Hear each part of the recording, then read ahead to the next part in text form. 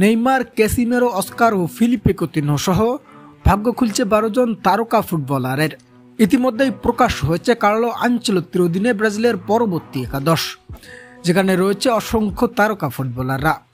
তবে কতটা সম্ভাবনা রয়েছে এই একাদশ নিয়ে পরবর্তী ম্যাচে মাঠে নামার আনচেলত্তির, বিস্তারিত জানুন পুরো ভিডিওতে। ব্রাজিল ডাগ আউটে এসেছে নতুন কোচ, আর এই কোচ এসেই দলকে নতুনভাবে সাজাবে এটিই স্বাভাবিক। যদিও আগামী 26শে মে পর্যন্ত কার্লো আনচেলত্তি থাকবেন রিয়ালের ডাগ আউটে। তবে ইতিমধ্যেই এই ইতালিয়ান কোচ জানিয়েছেন প্রাথমিক স্কোয়াডের ঘোষণা দেবেন এই মাস্টার মাইন্ড।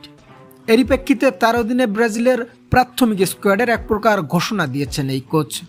তবে কতটা সম্ভাবনা রয়েছে এই স্কোয়াডের প্লেয়ারদের মাঠে থাকার, যেখানে কার্লো আনচেলত্তি এখনো ঘোষণা দেওয়া প্লেয়ারদেরই অনেকেরই পারফরমেন্সই দেখেনি।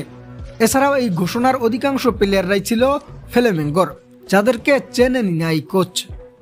ব্রাজিলিয়ান গণমাধ্যমের দাবি এটি আনচেলত্তির একার তৈরি নয়, বরং এটি তৈরি হয়েছে সিবিএফ এর কর্মকর্তা থেকে। এছাড়াও আগামী 26শে মে আনচেলত্তি ব্রাজিল শিবিরে আসবেন, এসেই প্রাথমিক স্কোয়াড দেখবেন এবং সর্বশেষ তার অধীনে 23 সদস্যের স্কোয়াড ঘোষণা দেবেন। ফলে ইতিমধ্যে প্রকাশ হওয়া দলের সব প্লেয়াররা পুরোপুরি থাকছেন না কার্লো আনচেলত্তির অধীনে।